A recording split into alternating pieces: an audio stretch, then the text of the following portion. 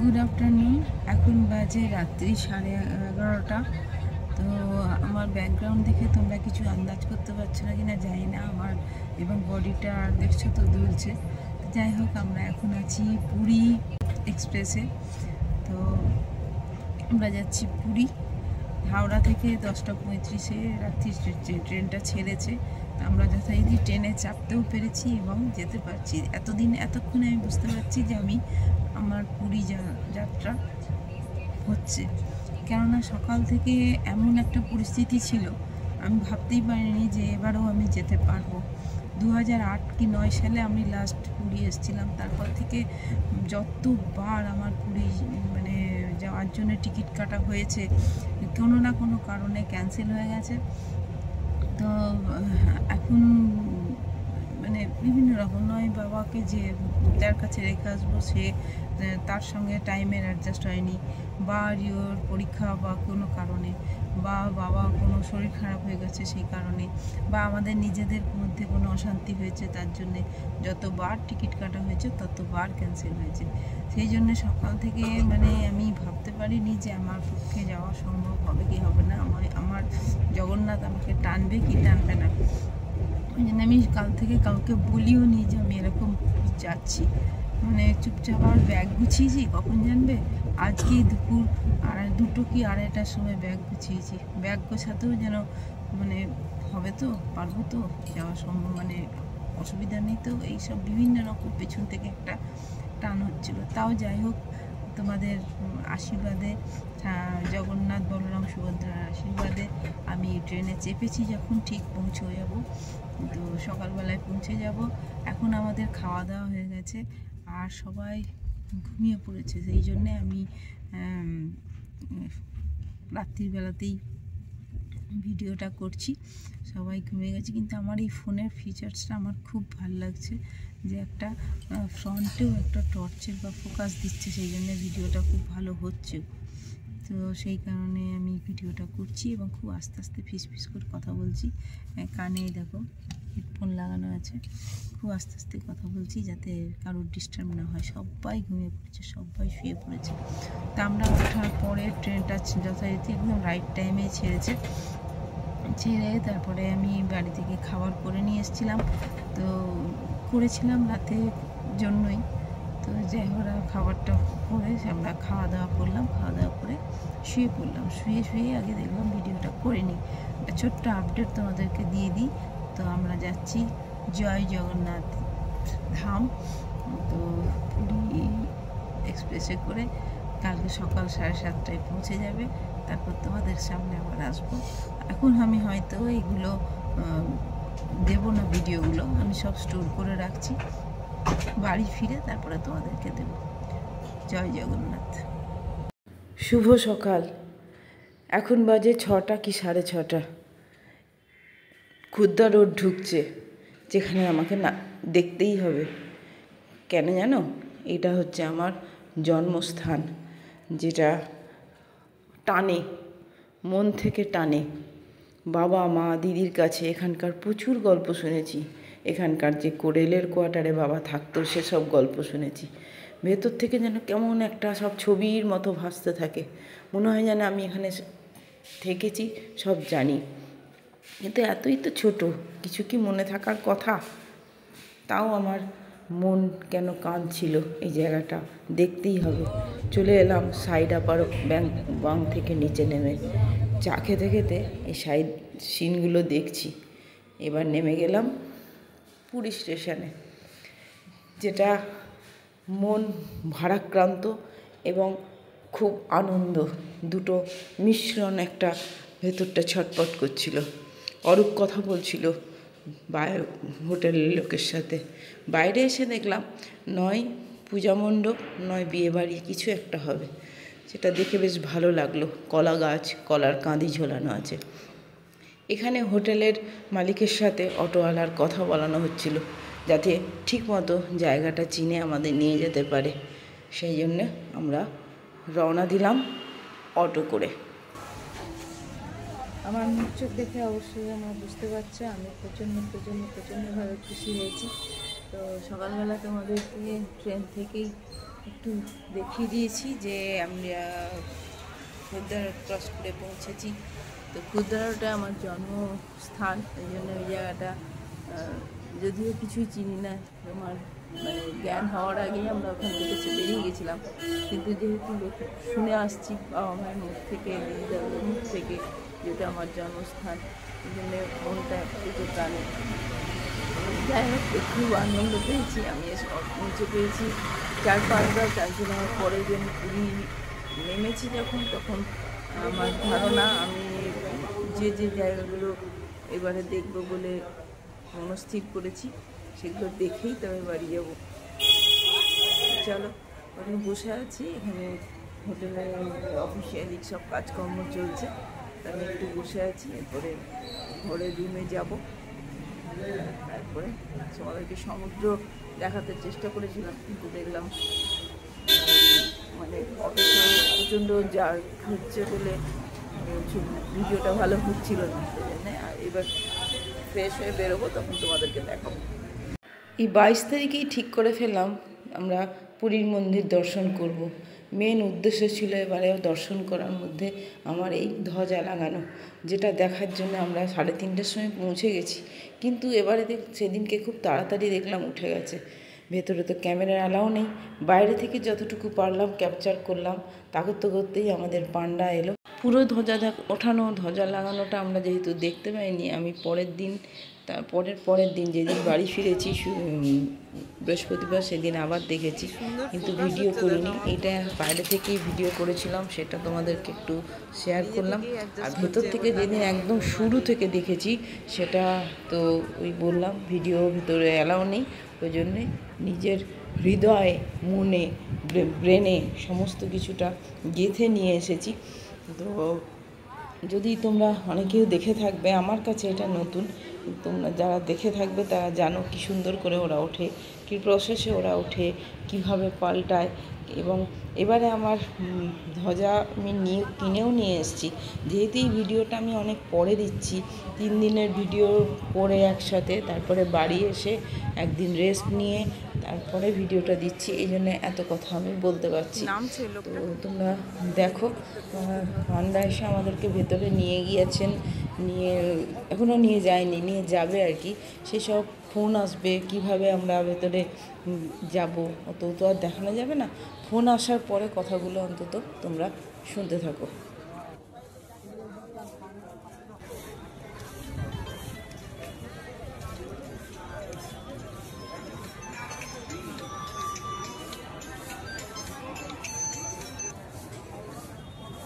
जय जगन्नाथ। ये तो ये काला घोड़ा है, उसके सामने में जो रेलिंग है उसके बगल में खड़ा है। ये जो हम ऊपर में हाथ हिला रहा है, देखिए, देख सकते हैं।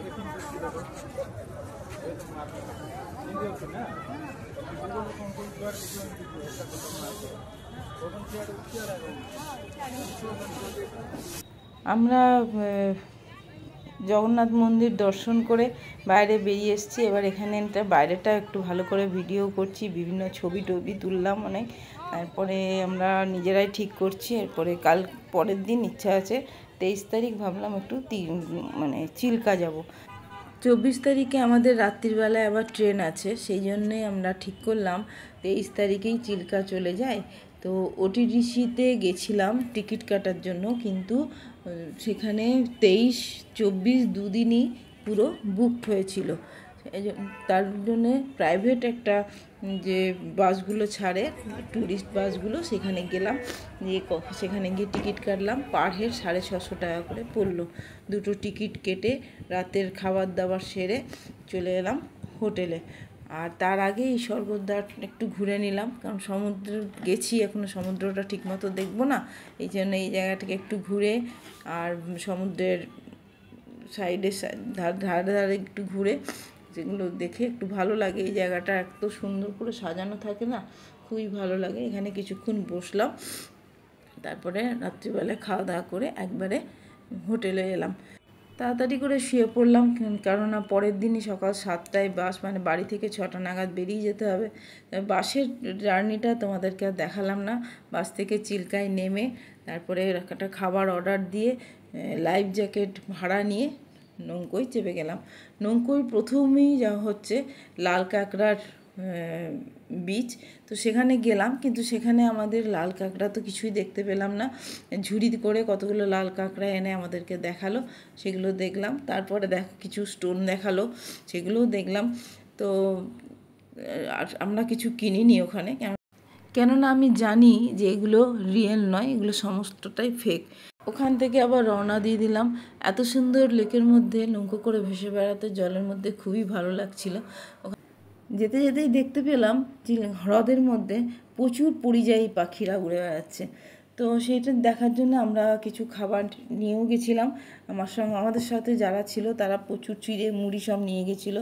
সমুদ্রের মধ্যে এই হ্রদের মধ্যে ছুঁড়ে ছুঁড়ে দিচ্ছিল, আর সমুদ্রই বেরিয়ে যাচ্ছে। এত চওড়া না, শুধু সমুদ্র, শুধু ঢেউটা নেই, সেই জন্য বারবার সমুদ্র বলে ফেলছি।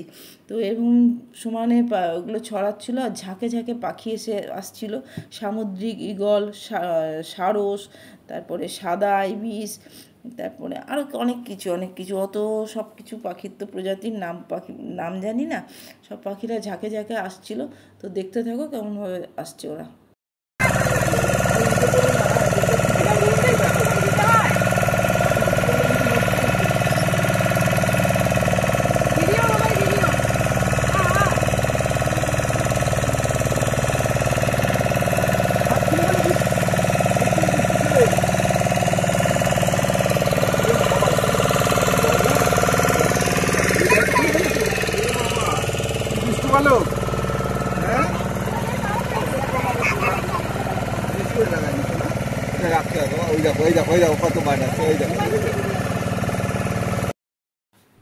এই যে সামনে যে ঘাসের সরু বর্ডারটা দেখতে পাচ্ছ, এটা না, দূরে যে ঝাউবনের এটা দেখতে পাচ্ছ, ওরই উল্টো দিকটাতে আছে সমুদ্র। এই হ্রদটা গিয়ে ওই সমুদ্রের সাথে গিয়ে মিশেছে। তো সেখানে আমাদেরকে নিয়ে যাওয়া হবে। এই মানে এই ভ্রমণটা এত ভালো লেগেছে, মানে কাশ্মীরের ডাল লেককেও আমি ঘুরেছি, তার থেকেও এটা আমার বেশি ভালো লেগেছে। তো ডাল লেকেরটা খুবই নোংরা, এমনি ঠান্ডা, ওয়েদারটা ঠান্ডা চাই, কিন্তু ডাল লেকটা প্রচণ্ড নোংরা, ওটার থেকে আমার এটা বেশি ভালো লেগেছে। তো এগুলো ঘুরছি, আর মানে আর কথা, কোনো ভাষা আসছে না। তোমরা দেখতে থাকো, আমি মিউজিক দিয়ে দিচ্ছি।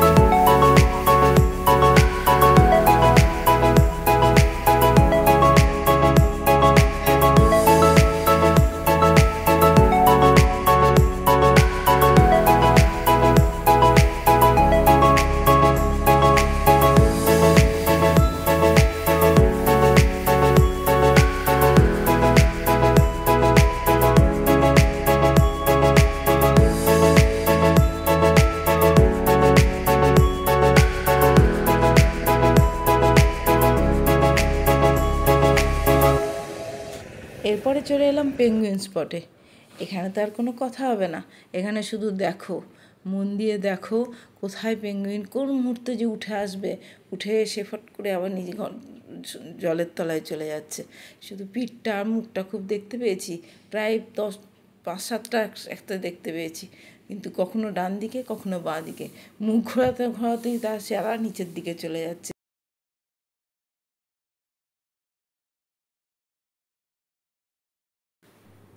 চারিদিকে আমরা মুখ ঘুরিয়ে যাচ্ছি, চাতক পাখির মতো দেখে বেড়াচ্ছি কোন দিকে আছে। এত নৌকো ছিল, সবাই মিলে চিৎকার করে যে এই যে এদিকে দিকে দিকে, আবার কেউ বলছে না ওই দিকে ওইদিকে দিকে। এইভাবে করতে আমরা এদিক আর ওদিক সমানে তাকিয়ে যাচ্ছি, মানে কখন কোন দিক দিয়ে দেখতে পাবো। একদল নৌকো ওই দিকে দেখতে পাচ্ছে, তো একদল নৌকো এই দিকে দেখতে পাচ্ছে। যাই হোক, আমরা দেখতে পেয়েছি, অনেক ভালোইভাবেই দেখতে পেয়েছি। তো যে সব কটা তো ক্যামেরাবন্দি করা যায় না, নিজেদের চোখেও তো কিছুটা দেখতে হবে। ক্যামেরা করতে গিয়ে নিজেরা দেখতে পাচ্ছি না, আবার নিজেরা দেখতে গিয়ে ক্যামেরার ফোকাস ঠিক মতো হচ্ছে না। যাই হোক, তোমাদেরকেও দেখালাম যতটুকু পারলাম, আর নিজেরাও খুব ভালোভাবেই দেখেছি। তো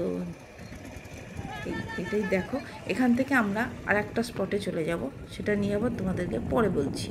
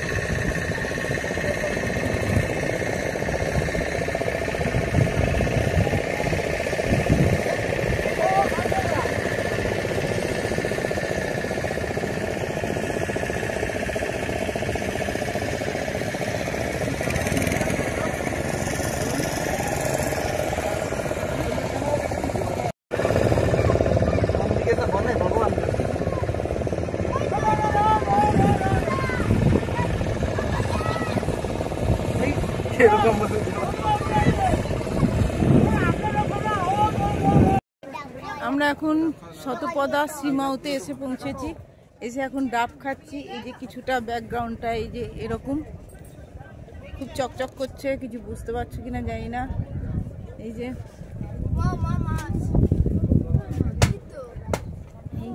তারপর ওই পাশে প্রচুর জঙ্গল আছে, জঙ্গলের দিকে যাব।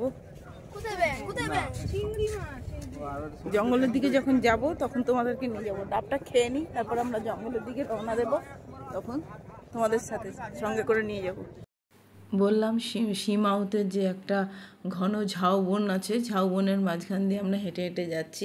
ঠিক ওই পারেই আছে সমুদ্র, সেই সমুদ্রটা দেখার জন্যই আমরা হেঁটে ওপারে যাচ্ছি। আমাদের বোটে যারা যারা ছিল সবাই ওখানে পৌঁছেছে। এইখানটায় সবচেয়ে বেশি ভালো লেগেছে, খুব ভালো লেগেছে এই জায়গাটা। সবই আমরা ভালোই দেখেছি, পরিযায়ী পাখিও দেখেছি, পেঙ্গুইনও দেখেছি। এই জায়গাটা খুব ভালো লাগছিলো, চারদিক দিয়ে একটা ঠান্ডা হাওয়া দিচ্ছিল, আর ঠান্ডা ছায়া ছায়া ছিল, বেশ ভালো লাগছিলো। তো এই জায়গাটাই বেস্ট লেগেছে। তো চলো তোমরা আরও কিছু দেখাই।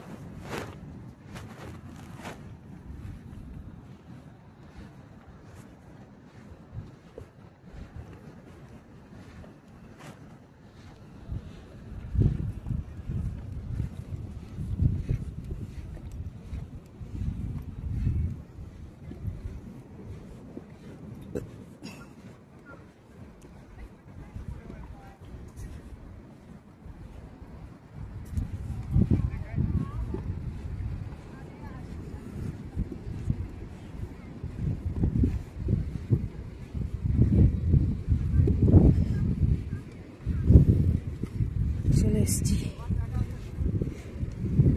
এই যে সমুদ্র। এতক্ষণ যেদিকক্ষণ দিয়ে আসছিলাম সেখানে কোনো ঢেউ ছিল না। এই যে সেই সমুদ্র, জরদ নামছে, আমিও নামবো।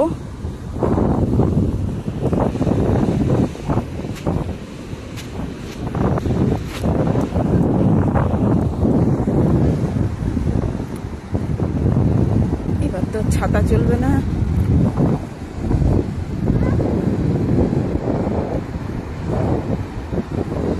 এই সমুদ্রটা ভালো করে দেখো, একদম চারিদিক শুনশান ফাঁকা আর নীল একদম জলটা, আর কত পরিষ্কার পরিচ্ছন্ন, মানে এত ভালো লাগছিল দেখতে, মন দিয়ে শুধু দেখছিলাম, মানে জলটাই দেখার মতো জল, মানে একদম নীল ভর্তি, একদম কি সুন্দর কালারটা দেখো তোমরা শুধু জলটা।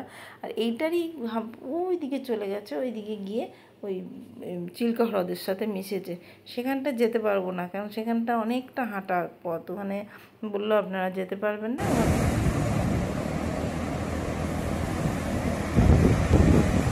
কতটা রাস্তা, অতটা হেঁটে যাওয়া সম্ভব না, আমাদেরকে তো আবার ফিরতে হবে। তো আবার চলে গেলাম বাসে ওখানে গিয়ে খাওয়া দাওয়া করে বাসে করে চেপে আবার পুরীর উদ্দেশ্যে রওনা দিলাম। তো পুরীতে যেখানে বাস স্ট্যান্ডে আমাদেরকে নামালো, তো আমরা সেখান থেকে আর একটা খুব সুন্দর আর একটা জায়গা আছে যেখানে নামিয়েছে, সেখানে পয়সা দিয়ে সেই বীজটা মেনটেন করে আর কি, মানে ওই বীজটাতে গিয়ে ঘুরলাম, সেটাও তোমাদেরকে দেখাবো। এই যে ঝাউবনটা লম্বা করে দেখতে পাচ্ছ, ওই পাশটাই হচ্ছে চিল্কা হ্রদ, যেখানে গিয়ে এই সমুদ্রটা মিশেছে।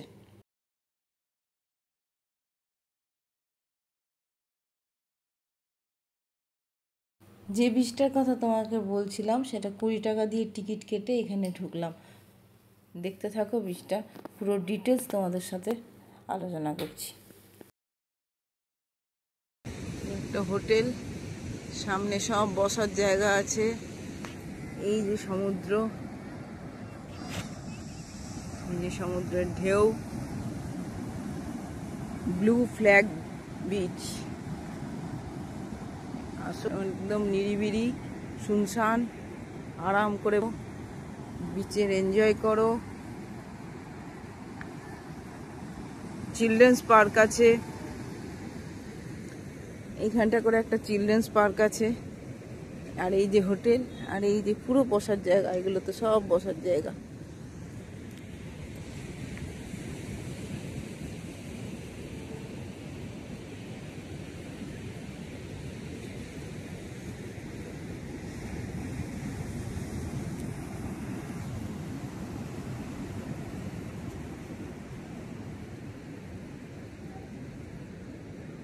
তবে এখানে ঢুকতে গেলে 20 টাকা করে টিকিট লাগে, 20 টাকার একটা টিকিট, আর রাত 9টা পর্যন্ত খোলা।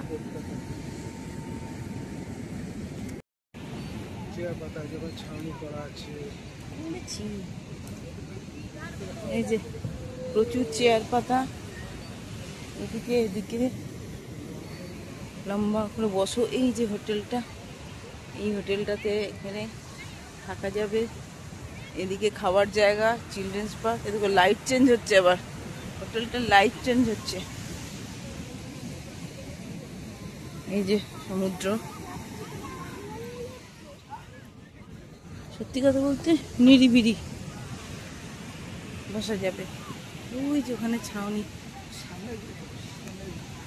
ওই যে ছাউনিও করা আছে, ব্লু ফ্ল্যাগ বিচ। এই যে বিচটার নামটা তোমাদেরকে আরেকবার বড় করে বলে দিচ্ছি, ব্লু ফ্ল্যাগ বিচ। এই দেখো,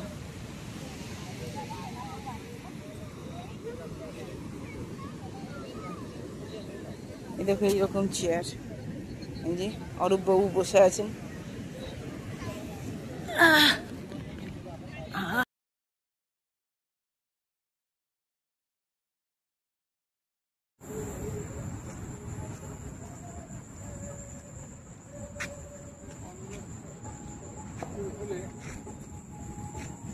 একদম ওয়েল মেনটেন বিচ, দেখো কি সুন্দর। এবার আমরা ফিরছি।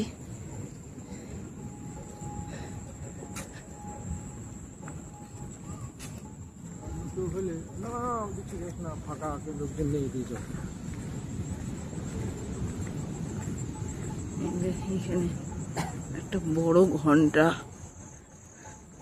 দুপাশে দুটো অশোক চক্র, ভেতরে কি আছে বোঝা যাচ্ছে না।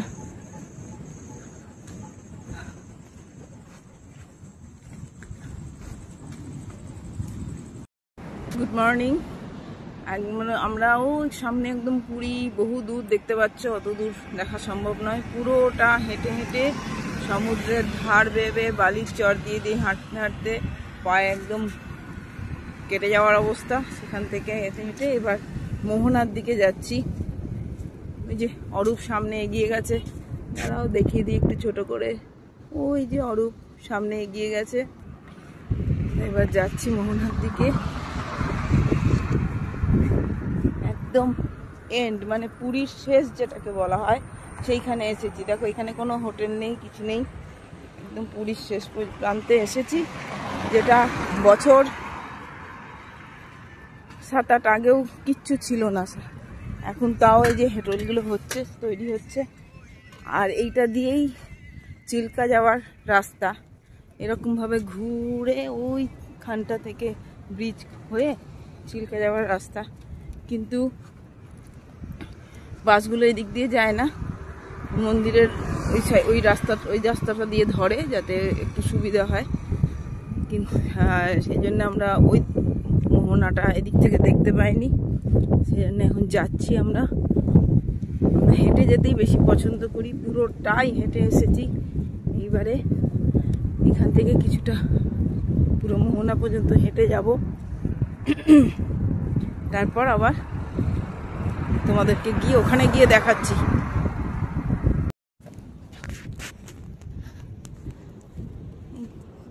বালির ওপর দিয়ে আসছি, বালির থেকে একটা গরম তাপ উঠছে, সেই জন্য গরম লাগছে বেশি। ওপর দিয়ে যখন আসছিলাম তখন অতটা গরম লাগছিল না। হেঁটে হেঁটে গিয়ে সমুদ্র থেকে এই যে মোহনার কাছাকাছি চলে এসেছি। এই দেখো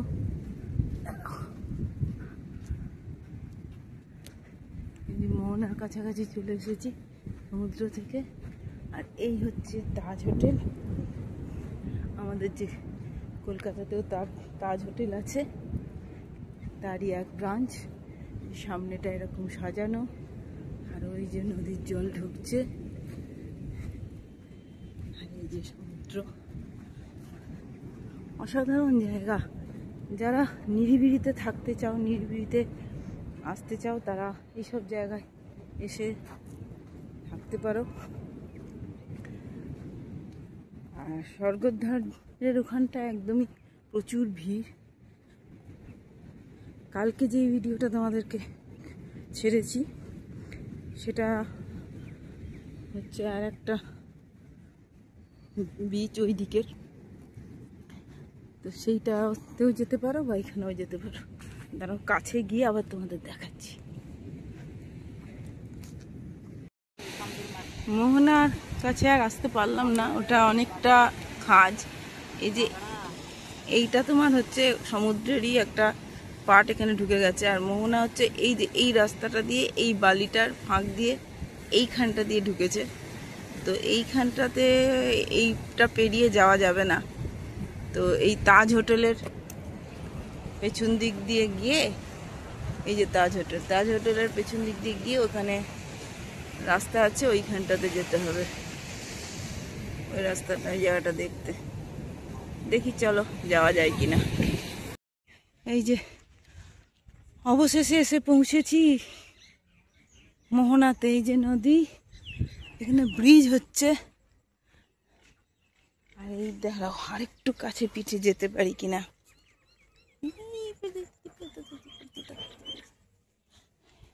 এই যে সেই ব্রিজ, তবে ওখানে একটা ল্যান্ডে আটকানো আছে, ওইখানে যাওয়া, এই যে মানুষজন গেছে বা আসছে, যদি যাওয়া যায় যাচ্ছি। আর এই যে নদীটা এসে ঢুকেছে, ব্রিজটা চলছে। শুনলাম এই ব্রিজটা বানানো হয়েছে এয়ারপোর্টের জন্য, ওই পাশে এয়ারপোর্ট বানানো হয়েছে, তার জন্য এই ব্রিজটা চলছে। নদীর ওপরের ব্রিজটা হয়ে গেছে, শুধু দুটো সাইড জয়েন করতে বাকি আছে, ওটা হয়ে গেলেই কমপ্লিট হয়ে যাবে। ওই দিকটা যা কিছু দেখেছিলাম, ব্রিজটা দেখে এসেছি। সেখানে মাছ ফাছ যেখানে ওঠে, ওই সি বিচটার নাম কি গো, যেখানে মাছ ওঠে, ওটা কি নাম বললে? মাছ ফাছ যেখানে ট্রলিগুলো আছে, ওই বিচটার নাম কি?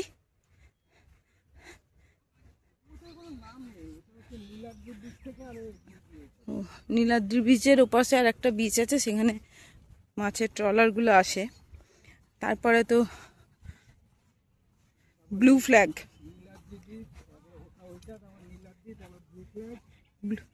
ব্লু ফ্ল্যাগে কালকে গেছিলাম। তারপর স্বর্গদ্বার, তারপর গোল্ডেন বিচ, তারপরে এই যে এই জায়গাটা মোহনা বিচ বলা যেতে পারে। চলো যাই।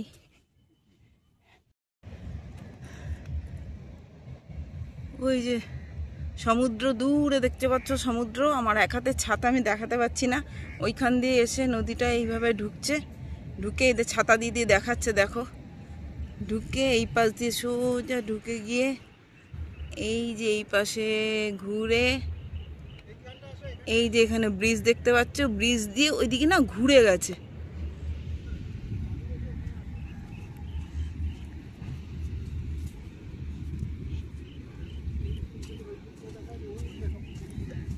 বিচের যে মোহনার যে হোটেলগুলো শুরু হচ্ছে ওখান থেকে, তারপরে আরো ওই পাশে চলে গেছে স্বর্গে। শুনতে পেয়ে গেছো নিশ্চয়ই অরূপের গলা। ওই যে বাড়ি হোটেলগুলো দেখতে পাচ্ছ, ওখান থেকে মোহনার বিচ মানে হোটেলগুলো, ওখান থেকে ওইদিকে আরো পুরোই স্বর্গদ্বারের দিকে চলে গেছে। ঠান্ডা না জলটা, অসাধারণ অসাধারণ জায়গা। ঘোরা শেষ, এবার বাড়ি ফেরার পালা। স্টেশনে ঢুকছি, এই যে স্টেশন।